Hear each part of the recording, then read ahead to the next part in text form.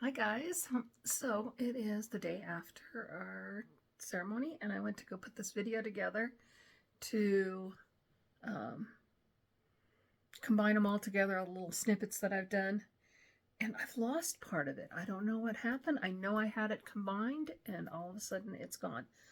I'm going to take it as a sign that it's not meant to be, and I might try again later to add in the charms and jewelry and poppets and things like that into this, but I'll probably have to do that at a later date. Otherwise, this is what you get. Thank you. Hi guys, Raven Song here. I am back to take a look at our Wise Witch house and the Bewitched seasonal spread. We're looking at prompts number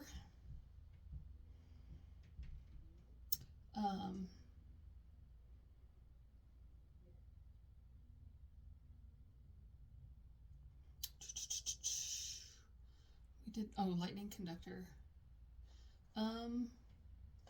Number 9 through 13 are ones I have not done yet. Quickly though, I'm gonna look at this. I knew that we were gonna move past this spooky season, the Halloween season, and I needed to change my decks up. So what I decided to do is I'm going to add the Fyodora Pavlo deck. I've had this for quite some time and have not even played with it, so I do need to shuffle that.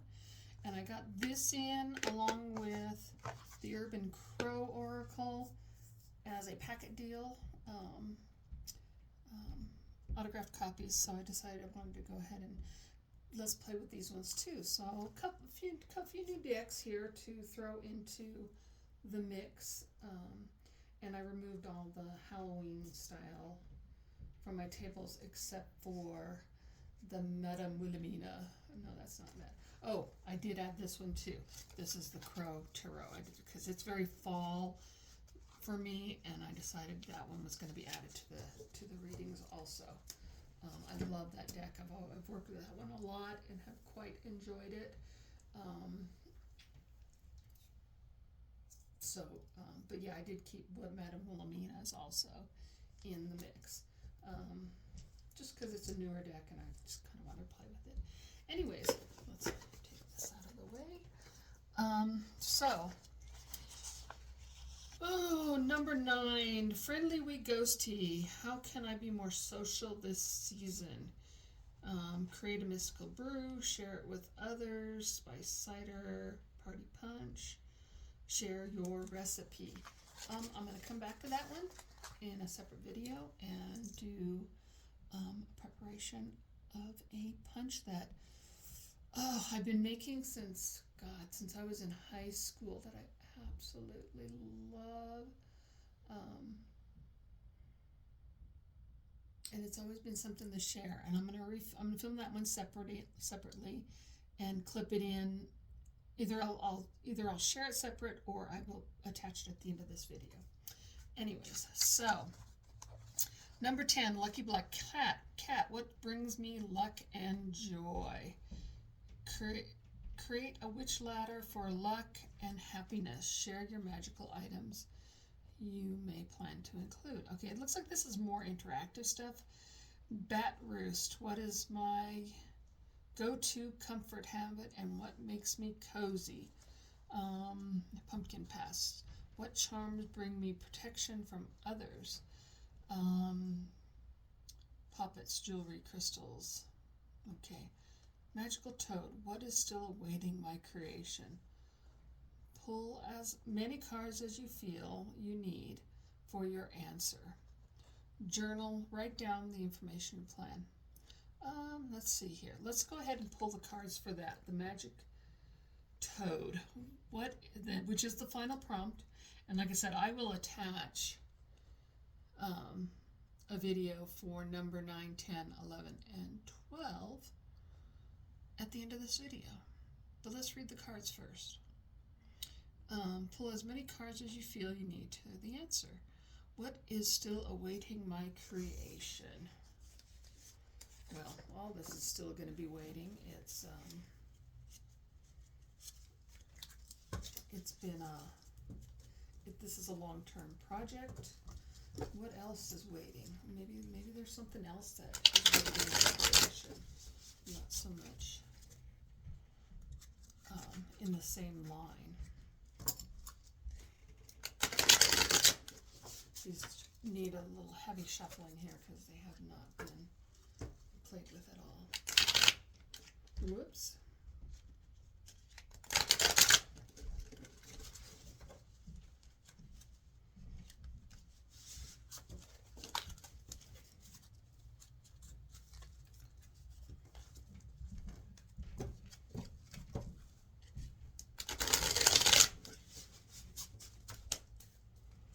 Turned off the overhead lights this time so that there's no glare, but hopefully there's enough light in here for this not to be too dark either. It's the problem with working in fluorescent lighting in the office is you don't know what you're going to get. I want to shuffle. Do I want to shuffle this one too? Yeah, let's go ahead. These are a little harder, stiffer deck because it's a new deck also, and it's I don't think this is the indie deck. I don't think it's the one published by, no, it's Hay House. Very thick cardstock. I'm kind of surprised. Feels very indie-ish. And like I said, these are all new decks, so bear with me here. Bear with me.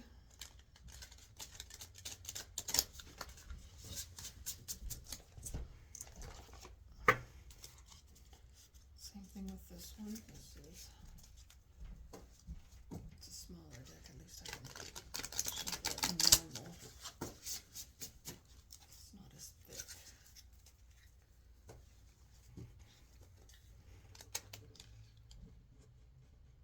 There we go. It got trapped. Stuck together like that.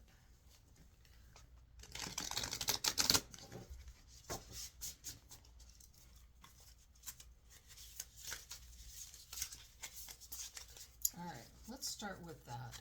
The inspirational card, Soar. Soar. Take off. Let's see what Soar says. Number 46. Soar. Have the confidence to fly. Get up, open your wings, feel the support, wind carry you to your destination. There are no obstacles in your way. Now is the time to move. Conjure up your courage and take action. Soar brings a rush of energy. You know, if I apply this to what I've been working on, basically it's saying everything is open now. By the time we get through this holiday season, which is going to be probably, and actually Samhain, technically we're kind of past Samhain, except for that astrological Samhain is, I believe, actually November 7th, and I'm going to be doing a circle with my old coven members for the first time in years, Tuesday night, and that's where I'm going to do all this preparation stuff for 9, 10, 11, and 12, and that will, once I move past that, I'm taking this card as meaning once we move past that, the way is open for the rest of the year. All projects that I've started, this whole house thing,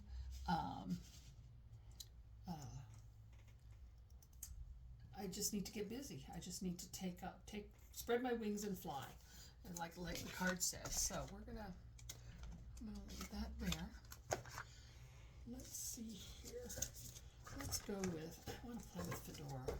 I keep calling it Fedora, and I know that's not right, but let's see what they have to say. Ace of Cups, new beginning, celebration, love. Ooh, sometimes that's a birth card. That's interesting. King of Swords. King of Swords. Coming from that take charge. Thoughts and ideas to celebration, creation. Page of Swords. Messages for fresh ideas and moving forward, listening to other people. Oh, that's kind of cool. It's giving me some good vibes. They could go a lot of different directions, though. Let's see what the night creatures say. Six of Wands. Six of Wands is that triumph. This is really looking good. And today's been a really positive day. I've moved past some interesting obstacles over this weekend, and some things could be construed as negative, but they're actually positives for me. Things like orders getting canceled and stuff like that. And it's actually worked out to be more of a positive, and then delays in getting certain discount vouchers for some stuff that I need to purchase, and actually ended up getting more than what I had anticipated because of the delay between the emails and blah blah blah blah blah. So, and it's actually benefited me in the long run, purchase wise. So this is kind of cool. I mean, things are just kind of flowing very nicely. King of Pentacles. Yeah. You know, things look really good and stable on the financial, the ideas, the celebration, the love, the life, the flowing of life's waters and stuff. This has really been a positive project here. I've really enjoyed working with this Wise Witch's house. It is really pretty cool. I am enjoying this a lot. It has proven to be very informative, and I think things are going to be good here. I think we've got a good opportunity of things opening up and moving forward, and I can't wait to celebrate with my girls this week, and I'll give you a little taste of that. We'll walk our way through that. Anyways,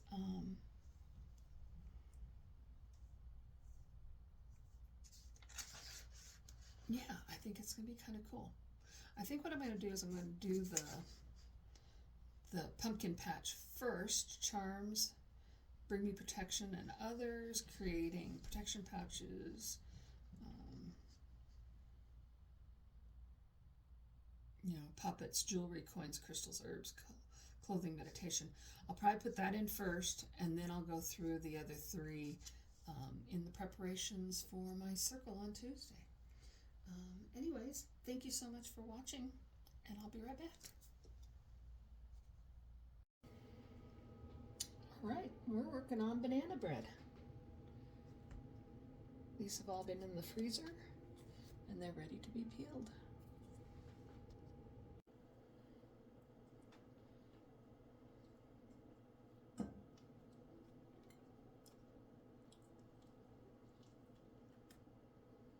Kind of gross. But you know what? This is so much easier than fresh bananas, even if they're black. Plus, I make banana bread that is loaded with bananas. I think the basic recipe calls for like 4 or 6 bananas. Nope, I save up for months. All the bananas that go uneaten end up in the freezer. And then they end up in my heavily loaded banana bread. 1, 2, 3, 4, 5, 6, 7, 8, 9, 10, 11, 12. Like 16 bananas, something like that. Pretty close to it.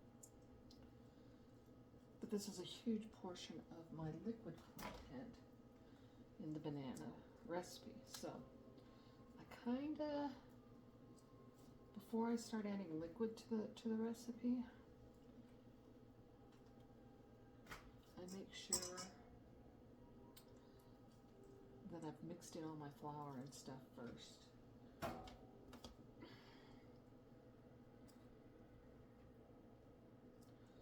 That way, I know the consistency of the batter. I've made it so often. Ooh, those are cold. Fingers are cold. I'll move up a little bit. Cold fingers. They're thawing, but they're still chilly. Chilly, chilly.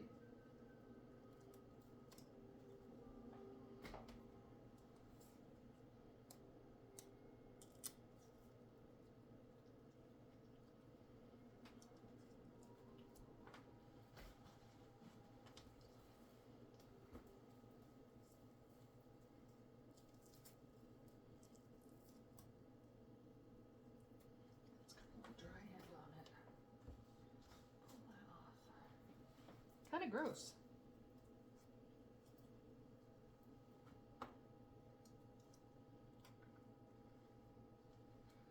Oops.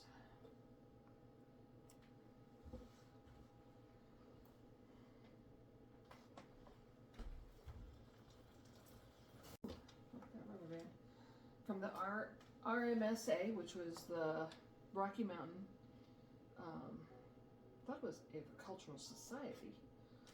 But apparently that's backwards.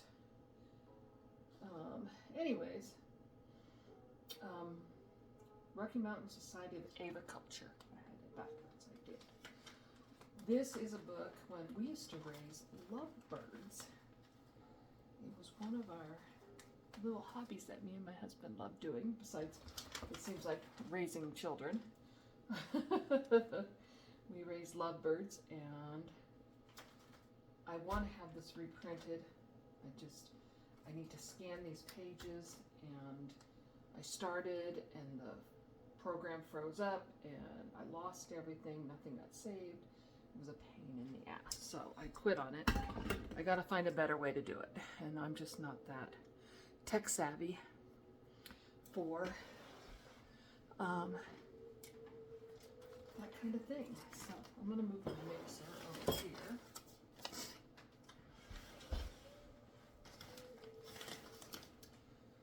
Since this is where the camera seems to be pointed, and I'm going to go ahead and mash up them bananas.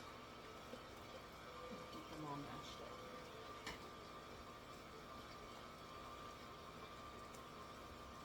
And normally I would do this the traditional way. I would have probably gotten the butter going and the sugar going, but everything's still on the cold side, so I think I'm just going to warm it up. What I might do is, after I get this mixed, I might transfer it to another bowl. I hate dirtying lots of dishes.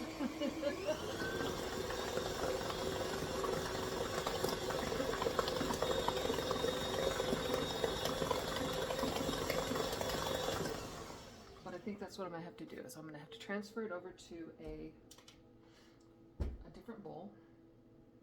So that, look at that. See, I've got some of those stringy things. We'll get rid of those. That's one thing kind of nice about mixing your bananas separate. It helps clear out some of that stuff you really don't want in your baking. Little bits of the inner skin. Get as much of that off as I can. That's good. Let's transfer it to a different bowl. I might end up needing 2 bowls anyways, because this is going to be a very large batch with 16 bananas. Alright, I want to move that to there. Now we'll go back to your traditional baking methods of creaming the butter and the sugar first.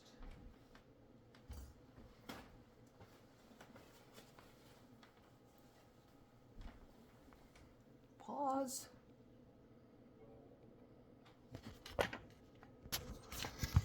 Okay, coming back. All right, we're back. Oops. I've put in half the flour. And I've put in all the eggs because we're getting a little bit too dry for the size of the bowl. We need to make sure it incorporates well. Yeah. One thing I did spreading the flour everywhere because it's too dry.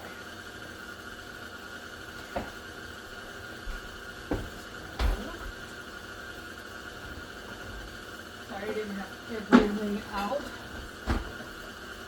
before I got going here.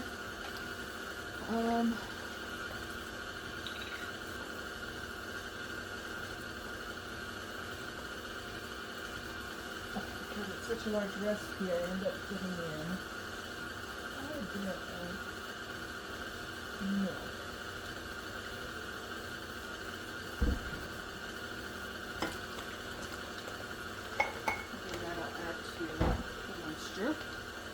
Alright. I was saying before I think it got cut off, I sprinkle my flour into my measuring cup a little, because otherwise you end up with packed flour and then it ends up being too thick, too heavy.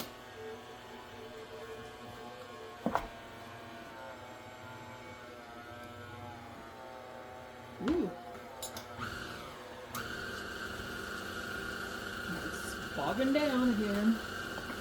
So I have to add some moisture to it. It was getting way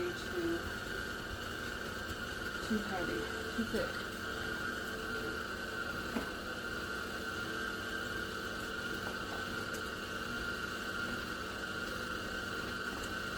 Alright, I've about used up all my flour. So the next thing I'm going to make for this Samhain circle on Tuesday is going to be pumpkin bread. But I'm going to have to wait for my husband to come home with a new batch of flour. This is pretty much gone. Alright. Looks good. The only thing missing is we're going to have baking soda and salt and the bananas and nuts.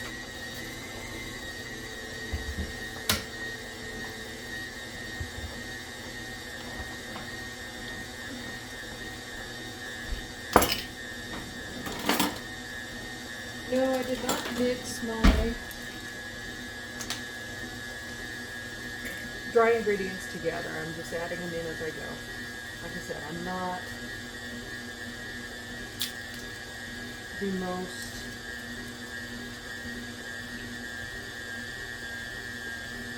precise baker out there.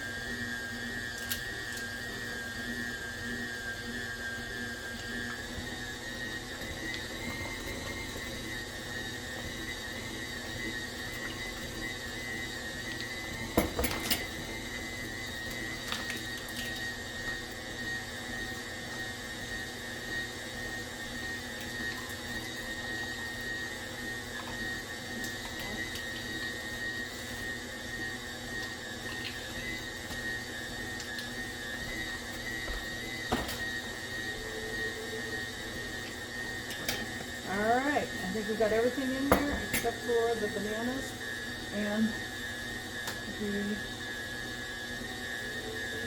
nuts. But like I said, I think I've run out of space in this mixer, so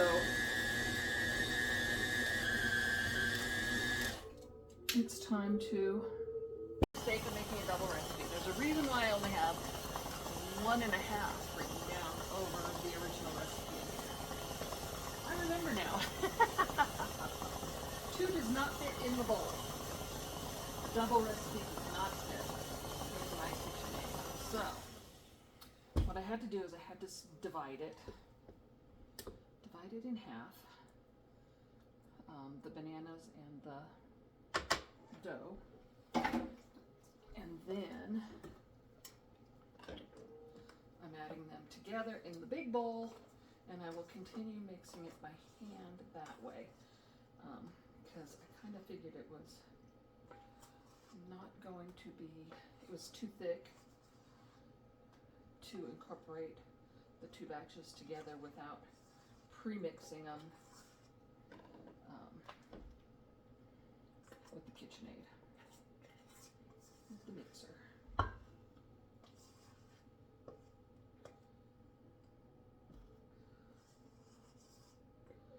hate wasting. I always try to get as much out as I possibly can. You watch these people on the cooking shows and they just scrape it out really quick. And whatever gets in the bowl gets in the bowl. And I'm like, trying for every little drop. Every little drop of goodness.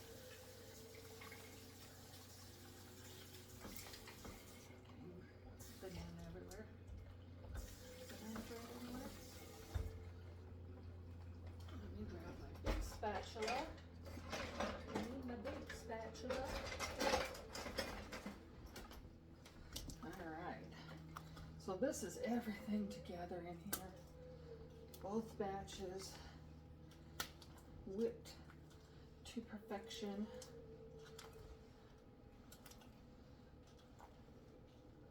And it's the perfect consistency. So just enough flour in there. Let me find my nuts. I don't have a lot. I wish I had more.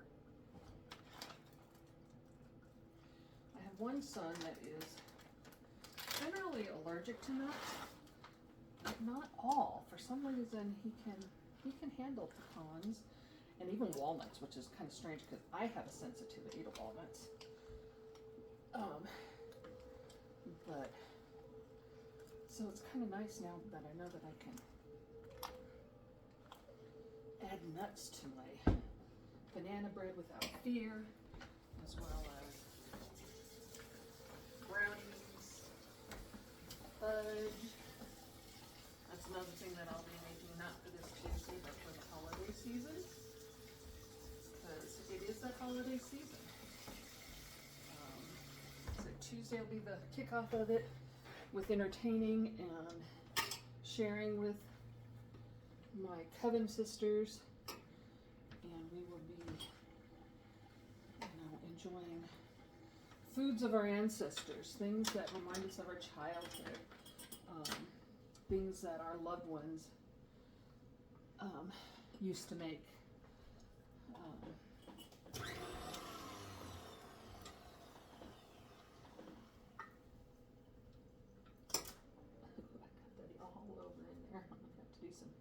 Major scrubbing here with a toothbrush or something. Anyways, so I think we've got everything in there. Now for the pans. Ah!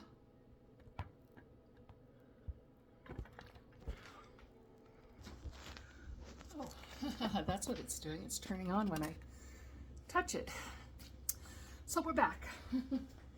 Had to run downstairs, get my pans, preheat the oven, 350 degrees Fahrenheit. This is my honeycomb bee plate. It's hard to flour, so it's supposed to be Teflon and release on its own, but I've never had good luck with that. Anyways, so let's start with the regular loaves.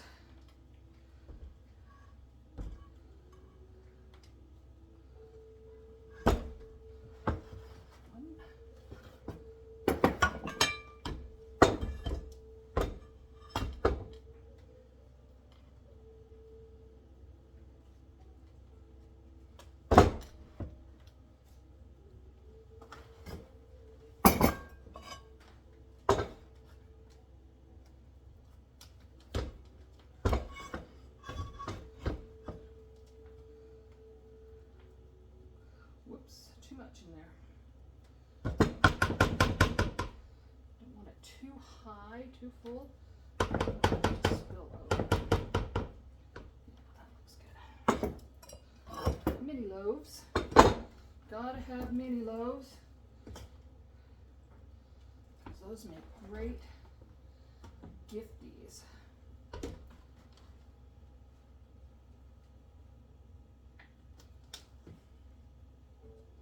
I hate getting it all over the sides, but I kind of missed there. Down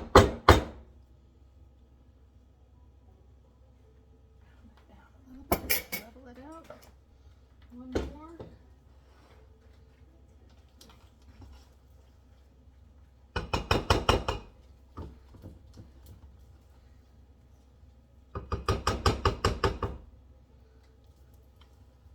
Looks like that's all I'm going to do. We're going to do the honeycomb.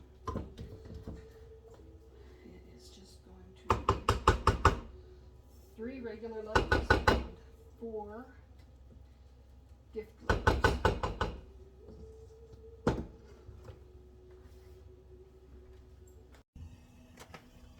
We've got banana bread baking.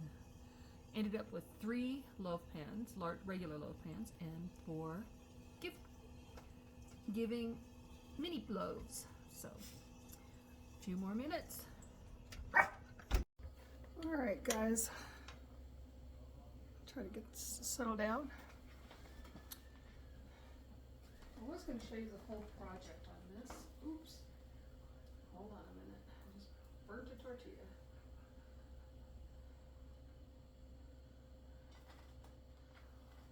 Anyways. Making homemade tortillas from my grandmother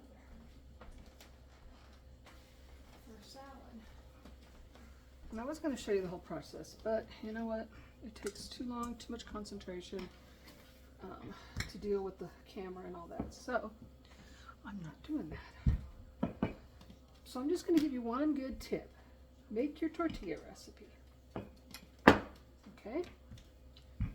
Knead it really good.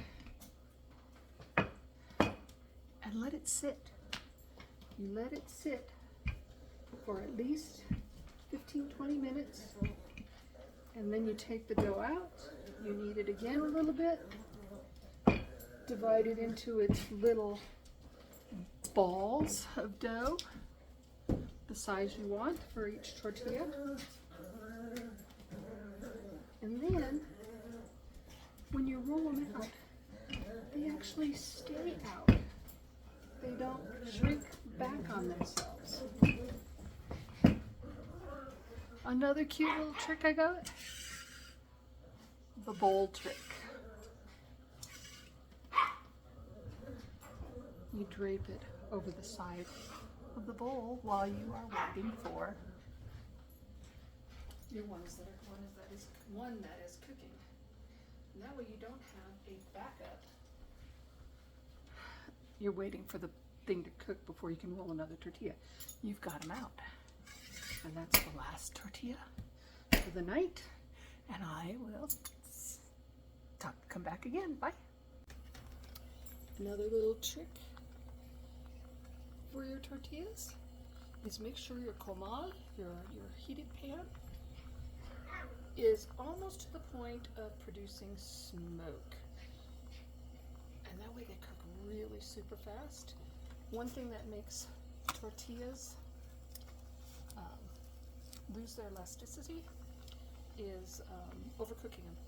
So you cook them really quick on a real hot skillet. Oh, and I forgot to say, when you divide out your little balls, make sure they rest also for another 15 minutes or so. Another addition for tonight's meal.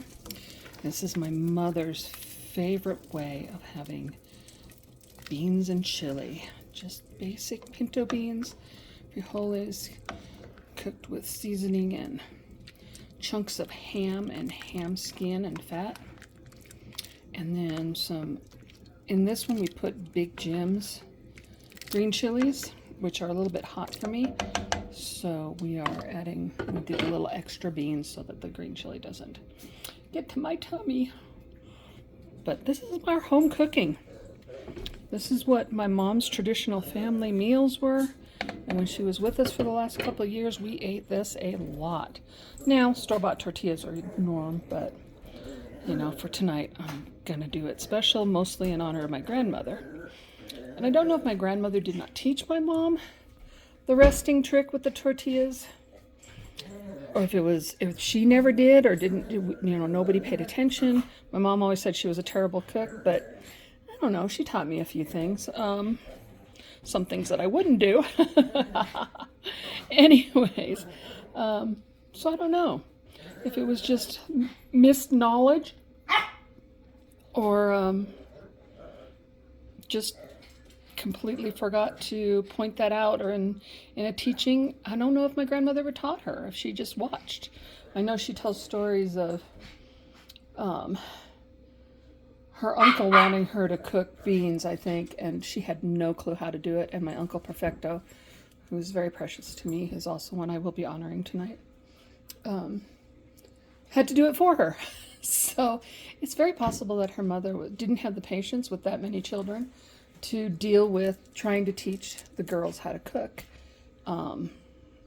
And so a lot of knowledge got lost, I think, along the way. And I've had to research to find these little tips and tricks that make them so much better. So for nice soft tortillas, let that dough rest. And just basic beans and chili.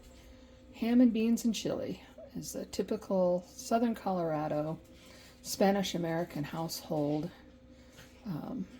meal down through the ages. So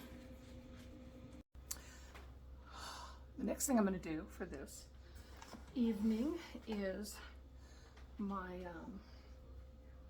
our prompts are to do a potion of such, which I'm not going to do. I think I had mentioned a punch that I made as a teenager for parties and such, and I'm not going to do it. There's only 3 of us gals, and we are adults. Therefore, a little alcoholic imbibement is not uncalled for. So what I'm going to do is I am going to take, I've got a couple apples here. These are the Honey Crisps. I'm going to just pick one of them and hide it this way so you can see the lovely star in the center. It doesn't really show it. Oh, that's interesting. This one does. The Honey Crisps don't show them as well. Not much of a center in them, but there is a little bit of a star. See if we can catch that in the light. I don't know. Anyways, that's what I was going to do with that. So we'll place those. They've been washed and sliced. Let's put the rings in the cauldron, so to speak, stock pot. And then what I'm going to do, I'm going to go here.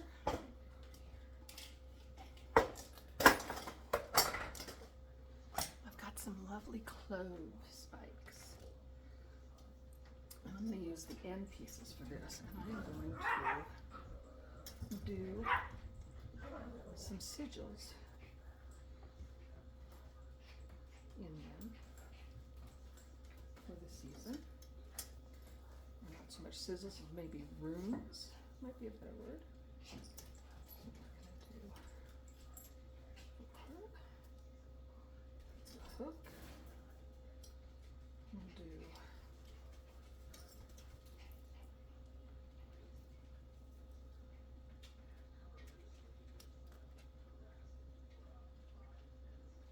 We'll do peanut for new beginnings.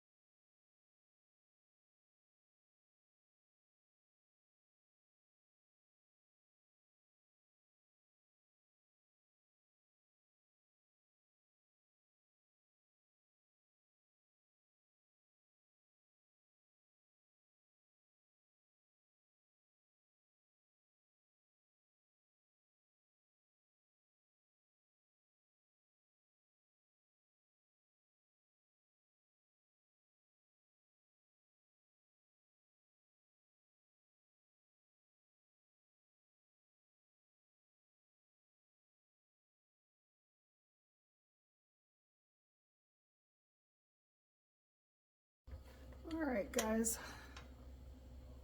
Try to get this to settle down.